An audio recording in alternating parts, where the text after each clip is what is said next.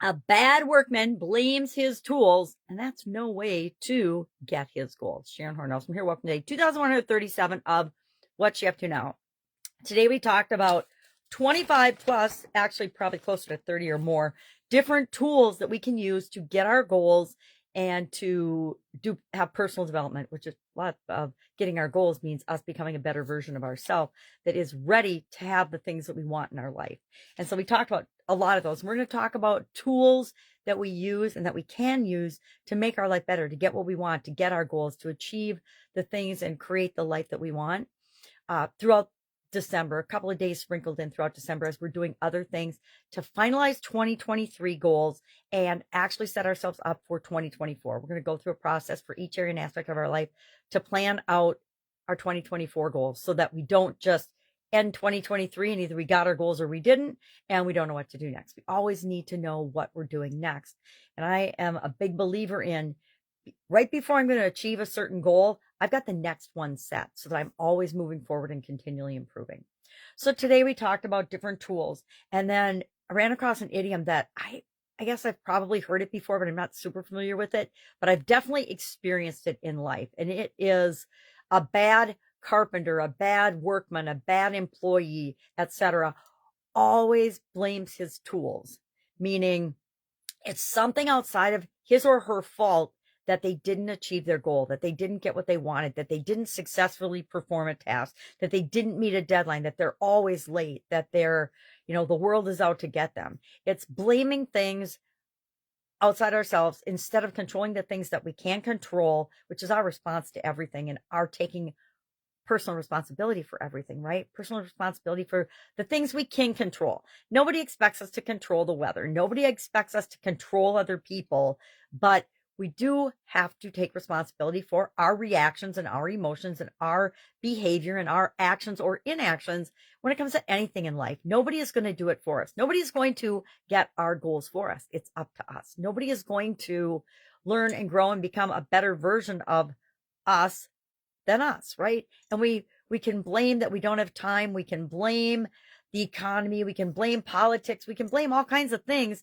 But the truth is, there's a small percentage of the population that sees right through that and knows that everything is up to us individually. And then individually, we seek out what we need in terms of education, resources, etc., to actually create the life and the things that we want.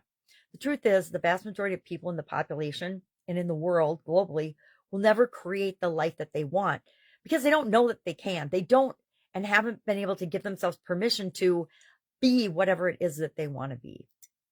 The information's out there. It's always been out there.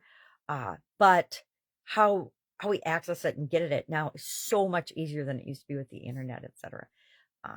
But people will always make excuses, and we've all been around those people, right? Have you watched the news? Have you listened to a politician talk? Have you listened to a corporate CEO explain why they missed their projections for the quarter or the year?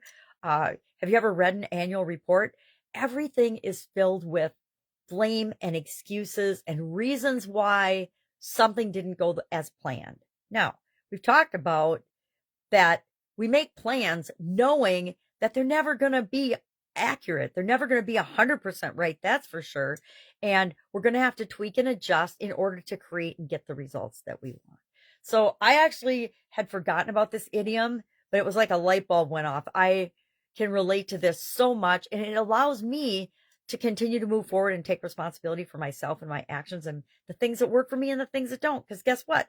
A lot of things I try absolutely flop and don't work at all, but that doesn't mean I quit moving forward. It means, all right, there's something I learned that absolutely positively does not work for me. And that applies to all these different tools and strategies and techniques and frameworks and lessons and books and courses and things that we take. If I've come to learn that over the decades, if I can take one thing out of a book that I read and I look for that one nugget that I need now to move forward and that I can apply in my life, I go to a course or I take an online course or I go to an event if I get one thing out of that, one aha, one lesson learned, then to me it was worth the investment to go, because sometimes just learning one thing can make a mass, and applying it in our life, because it doesn't do any good to learn it if we don't apply it and figure out how it works for us and test it and tweak it and make it our own. If I can get one thing out of that, then it's definitely worth it. Why? Because if we just do one little thing every day, our life is 365 times or ways better than it was at the beginning of the year. It's why I'm a huge proponent of annual challenges. It's why I've personally done them for decades, and why for the last 5 or 6 years I've led groups of people through annual challenges in different topics, mostly personal development and how do we become a better version of ourselves. Get Your Goals annual challenge, happiness, love. What else have we done? Stretching our comfort zone. Because if we stretch our comfort zone just one little teeny tiny bit every day, by the end of the year, we barely recognized ourselves, because what we were willing to say yes to and do to help move our life in the direction we want to go was massively different than at the beginning of that year. The same is true with anything that we focus on for a year. Doing a little thing every day makes a huge difference. If you do one little thing every day to improve your health, guess how much healthier you're going to be at the end of the year than at the beginning of the year. And that works for all of the different areas and aspects of our life. So Sunday here in my neck of the woods, planning for this week, going to be a busy week. December is always a super busy month, but it's a fun month too, right? As you can tell by my background, all my little Godiva bears. Obviously, I like Godiva chocolate and Godiva bears. If I can help you in any way, ask. Otherwise, have an awesome day. I'm hanging out with my granddaughters today. That's the ponytail already. But I'm here if you need me. You can always Voxer me, remember, at pajamagrandma@gmail.com. Push that little walkie-talkie button, ask a question, and that's the quickest, easiest way to communicate with me. And it allows me to respond to a lot more people than I could if I had to text or go to emails and things. I mean, I don't know if many people know, but I think there's probably 70,000 emails in my inbox because of my vision challenges. I just don't get to it. So if somebody doesn't tell me they're sending an email and I specifically go looking for it, it's probably going to get overlooked. Like all that spam and all that information and all that inundating of sales messages, especially this time of year. All right, have a great day, and I will, of course, be with you tomorrow.